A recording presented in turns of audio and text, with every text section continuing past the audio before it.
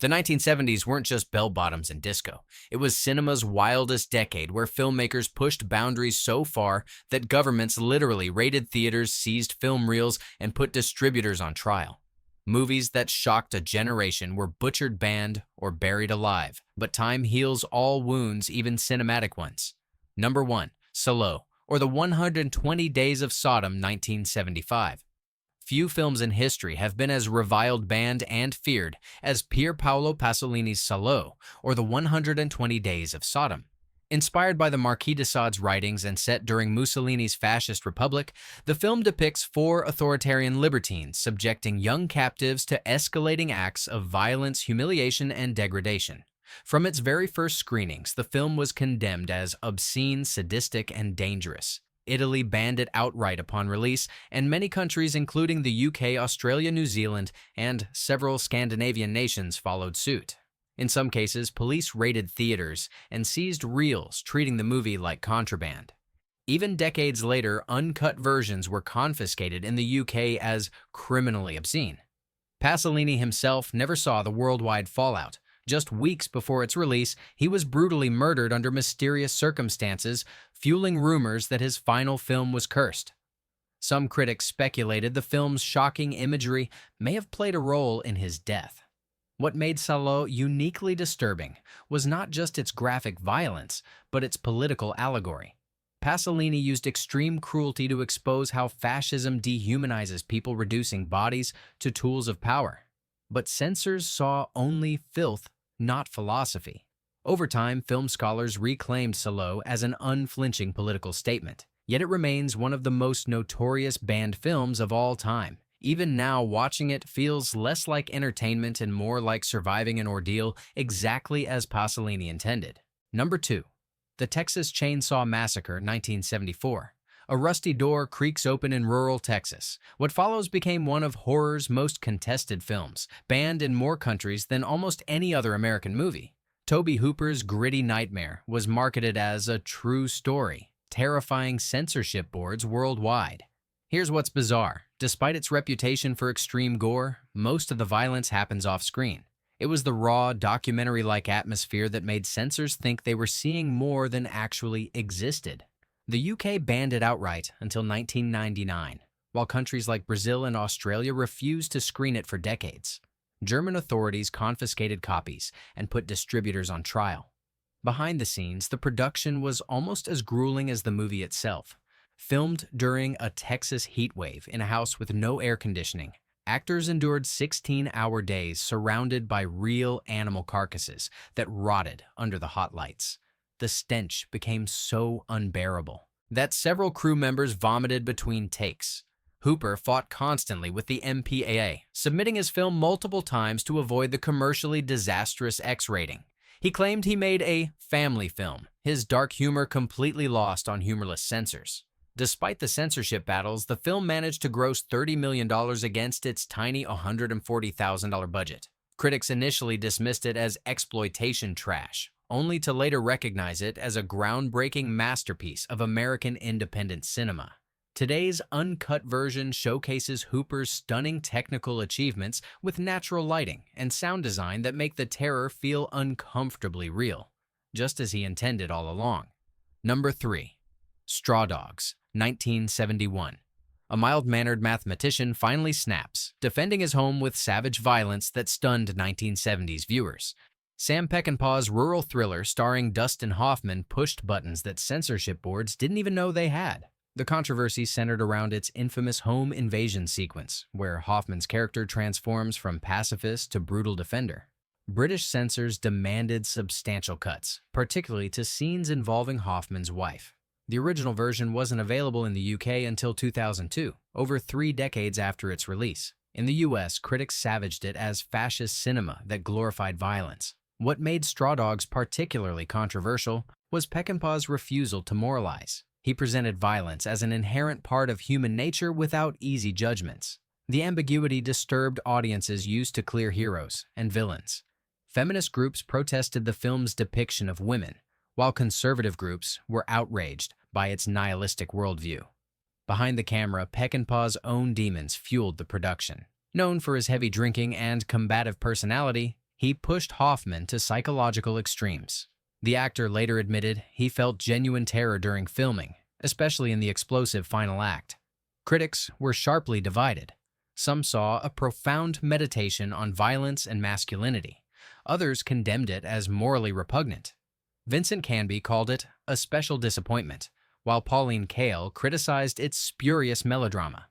The uncut version, finally available today, reveals Peckinpah's full, uncompromising vision, a brutal examination of what happens when civilization's veneer cracks, exposing the primal instincts beneath. Number 4. A Clockwork Orange, 1971. A gang leader stares directly into the camera, one eye framed by false eyelashes, milk dripping from his twisted smile. Stanley Kubrick's dystopian masterpiece didn't just get censored, it got pulled from circulation by Kubrick himself. After a series of alleged copycat crimes in the UK, Kubrick personally withdrew the film from British distribution. It remained unavailable there until after his death in 1999, a self-imposed ban lasting 27 years. Meanwhile, other countries went wild with the scissors. Ireland banned it outright, while countries like South Korea and Singapore refused to screen it until the 1990s.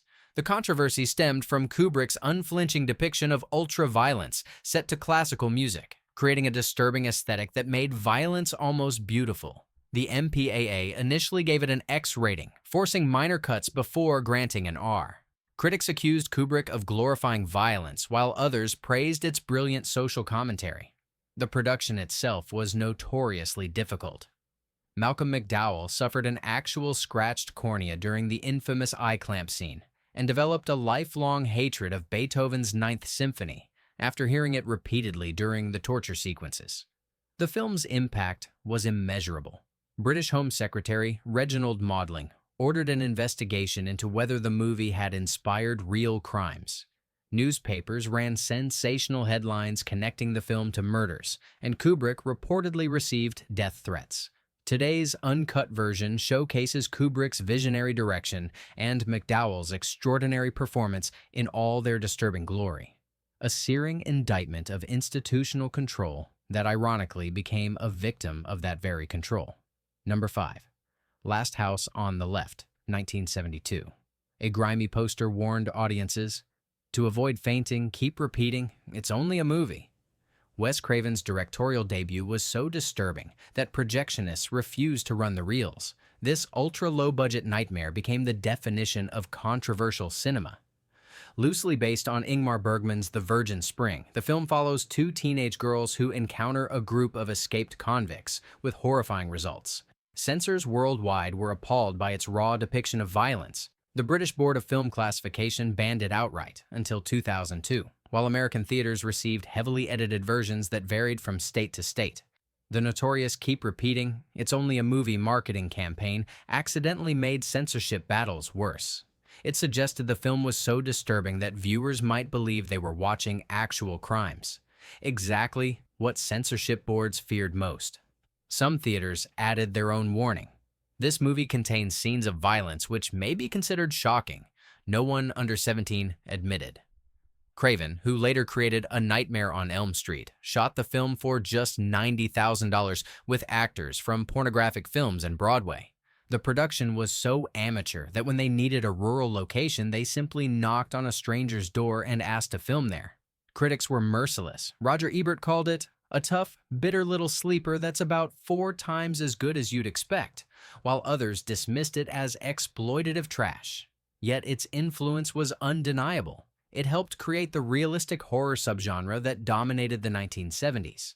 The uncut version reveals Craven's unflinching examination of violence and its consequences, a film that refuses to let audiences enjoy the horror, instead making them uncomfortable accomplices to the nightmare. Number 6. I Spit on Your Grave, 1978. A woman emerges from water, covered in blood, yet somehow triumphant. Miyazarki's controversial revenge film wasn't just banned, it was actively prosecuted as criminal obscenity in countries around the world. Originally titled Day of the Woman, this independent production follows a writer who seeks vengeance against her attackers. The film was banned in countries including Germany, Norway, and Ireland. In the UK, it became one of the most prosecuted video nasties, with police actually confiscating VHS tapes from video stores. Even in the US, many theaters refused to show it. What made the film uniquely controversial was its unflinching documentary-style approach. There were no Hollywood tricks to soften the impact or distance the audience. Film critic Roger Ebert infamously walked out of a screening, later writing one of his most scathing reviews ever, calling it a vile bag of garbage. Yet some feminist scholars have since reinterpreted it as a raw examination of trauma and empowerment. Unlike many exploitation films, it portrays the aftermath of violence and gives its protagonist complete agency in her revenge, a rarity in 1970s cinema. The production was remarkably bare-bones, shot for approximately $125,000 with unknown actors. Zarki was inspired to make the film after helping a real assault victim who was then mistreated by police, adding a layer of authenticity to his outrage. Today, the uncut version showcases its unflinching approach to both horror and justice. What was once dismissed as exploitation has been re-evaluated as a challenging, uncomfortable examination of trauma and retribution that refuses to let viewers look away. Number 7. The Devils, 1971. A nun writhes on the floor in religious ecstasy while a priest is tortured on a rack. Ken Russell's historical drama about possession and power was so controversial that Warner Bros. Has never released the full uncut version, even today. Based on real events in 17th century France, the film depicts a priest accused of witchcraft and the mass hysteria that follows. The British Board of Film Classification demanded substantial cuts before granting an X certificate. In America, Warner Bros. Cut an additional 8 minutes before release, while countries like Italy and Australia banned it completely. What shocked audiences most was Russell's unflinching depiction of religious corruption. The infamous Rape of Christ sequence, where hallucinating nuns desecrate a life-size crucifix, was cut from all commercial releases until recent restorations. Catholic organizations worldwide condemned the film, with one critic calling it the most obscene film ever made. Behind the scenes, Russell fought constantly with Warner Bros., who demanded changes throughout production. Star. Oliver Reed later claimed that Russell had gone too far even for his taste. The elaborate sets designed by a young Derek Jarman were physically destroyed after filming, almost as if the studio wanted to erase all evidence of the production. Critics were deeply divided. Some hailed it as a masterpiece of religious criticism, while others condemned it as blasphemous shock cinema. The film effectively ended Russell's brief period of commercial success in Hollywood. While various restored versions exist, film scholars continue searching for the mythical complete cut. What survives is Russell's most confrontational work, a searing indictment of religious hypocrisy that remains shocking 5 decades later. Number 8. Deep Red, 1975. A pianist witnesses a brutal murder, beginning a nightmare journey into Italian horror that censors tried desperately to sanitize. Dario Argento's giallo masterpiece was butchered for international release, losing nearly 30 minutes of crucial footage. The American distributors cut the film from 126 minutes to just 98, removing not only the graphic murder sequences, but also character development and humor. The result was a confusing mess that critics dismissed as typical exploitation fare. In the UK, censors demanded additional cuts to the film's elaborate murder sequences, particularly the infamous broken window killing. What made Argento's vision so disturbing to censorship boards was its hypnotic blend of beauty and brutality. The murders weren't just violent, they were filmed like art pieces, with meticulous attention to color, composition, and sound. The unnerving score by progressive rock band Goblin heightened the discomfort, creating an atmosphere that got under viewers' skin. The production was notorious for Argento's perfectionism. For one murder scene, he personally handled the knife to ensure the stabbing looked exactly as he envisioned. Actor David Hemmings later claimed that Argento's obsession with visual detail bordered on beautiful madness. Critics who saw the original Italian version recognized its brilliance, with one calling it the perfect gateway drug to Italian horror. But audiences in most countries only saw the butchered international cut, leading to decades of misunderstanding about Argento's intentions. Today's fully restored version reveals why Deep Red is considered Argento's masterpiece, a perfect blend of mystery, horror, and visual poetry that influenced directors from John Carpenter to Quentin Tarantino. Number 9. Cannibal Holocaust, 1980. A film crew vanishes in the Amazon rainforest, leaving only their footage behind. Ruggero Deodato's found footage nightmare was so convincing that Italian authorities actually arrested him for murder. Though technically released in 1980, Cannibal Holocaust was filmed in 1979 and represents the culmination of 70s exploitation cinema. The film was banned in over 50 countries, with some bans remaining in place today. In Italy, Deodato was put on trial and forced to produce his actors in court to prove they were still alive. The charges were eventually changed from murder to animal cruelty, as the film contained real animal deaths. What made Cannibal Holocaust uniquely controversial was its revolutionary found footage approach, decades before the Blair Witch Project. The documentary-style filming created such realism that audiences genuinely believed they were watching actual deaths. Deodato had his actors sign contracts preventing them from appearing in media for 1 year after release, accidentally strengthening rumors they had been killed. The film's graphic violence caused walkouts at festivals worldwide. One French magazine called it the most disgusting film ever made, while Italian critics labeled it a monstrosity. Yet beneath the exploitation elements lay a savage criticism of media sensationalism that was decades ahead of its time. The production itself was chaotic. Filming in the Amazon rainforest, the cast and crew faced genuine danger from the environment and local tribes. Actor Robert Kerman later called it the worst experience of my life and refused to work with Deodato again. Modern restored versions maintain the film's shocking power while contextualizing its place in cinema history. A film that crossed so many lines that lawmakers literally created new censorship categories in response. Number 10. Sweetback's Badass Song, 1971. A revolutionary cry of black resistance delivered through guerrilla filmmaking so potent that the FBI monitored screenings. Melvin Van Peebles' landmark independent film was branded too dangerous to be shown in most theaters.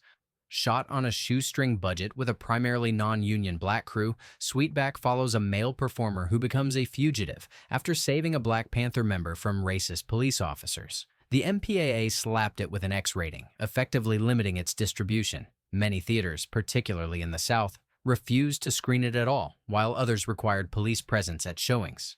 What made the film especially threatening to authorities was its uncompromising politics.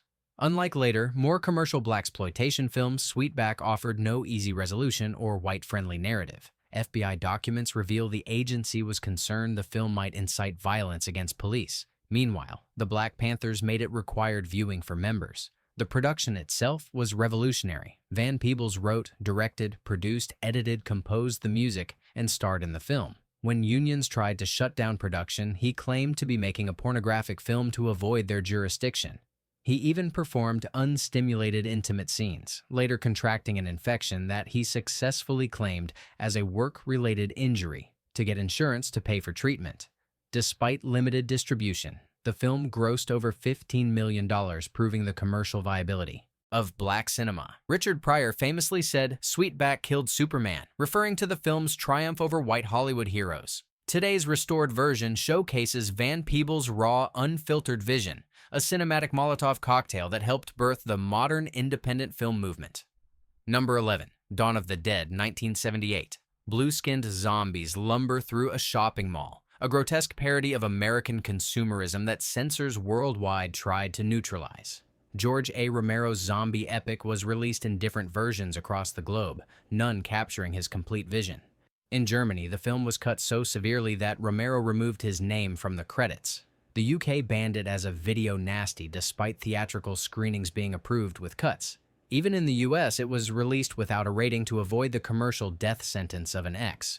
What made Dawn particularly disturbing to censorship boards was its graphic violence coupled with social commentary. Romero didn't just show zombies being destroyed, he made them metaphors for mindless consumerism, with one character explicitly stating, "They're us." The gore effects by Tom Savini were so realistic that some countries believed they were watching actual corpses. The production was a grueling nighttime shoot in a real shopping mall during winter. The cast and crew lived nocturnal lives for months, filming from 10 p.m. to 7 a.m. in the freezing Pennsylvania cold. Many of the zombie extras were paid just $20 per night, plus a Dawn of the Dead t-shirt that later became valuable collector's items. Critics were deeply divided. Some recognized its brilliance immediately, with one Japanese critic calling it the most important film of the 1970s. Others dismissed it as exploitation trash, unable to see past the graphic imagery to its incisive social criticism. The fully restored version now available reveals Romero's complete artistic vision, a perfect blend of horror, humor, and social commentary that forever changed zombie cinema and influenced everything from The Walking Dead to social media critique. Number 12. The Devils, 1971. A naked nun screams in religious ecstasy while a priest is tortured for blasphemy. Ken Russell's historical drama about religious corruption was so controversial that the Catholic Church attempted to have it banned worldwide. Based on historical events in 17th century France, the film depicts the supposed demonic possession of an entire convent and the political machinations behind it. The British censors demanded extensive cuts, particularly to the infamous Rape of Christ sequence, where nuns desecrate a life-size crucifix. Warner Brothers cut an additional 8 minutes for the American release, while countries like Italy banned it outright. What made The Devils uniquely disturbing to authorities was its attack on the intersection of religion and state power. Unlike typical horror films, Russell used historical fact to challenge institutional corruption. The Vatican newspaper called it the most blasphemous film ever made, while Catholic organizations worldwide organized protests and boycotts. The production itself was extraordinary. Designer Derek Jarman created an entire white-walled city based on drawings by M.C. Escher. Oliver Reed and Vanessa Redgrave delivered career-defining performances despite constant battles with the studio. Russell later claimed Warner Brothers executives vomited during the first screening. For decades, the film was essentially buried by Warner Brothers, unavailable on home video in most countries. Film historians became obsessed with finding the mythical complete cut, with various partially restored versions appearing at festivals to shocked audiences. Today, though still not fully restored, available versions come closer than ever to Russell's vision. A searing indictment of how power uses religion as a weapon that remains as shocking and relevant today as when it first scandalized the world. The 1970s were a battleground where filmmakers pushed every boundary, and censors fought back with scissors, laws, and moral panic. These movies weren't just banned for shock value. They challenged fundamental assumptions about power, violence, and human nature. Every snip of the censors' scissors tried to tame visions too wild for polite society. But art refuses to stay buried. Which of these once forbidden films shocked you the most? Do you think today's streaming era has made censorship obsolete? Or are we seeing new forms of cultural gatekeeping emerge? Drop your thoughts below, because sometimes the most dangerous ideas are the ones we need to talk about most.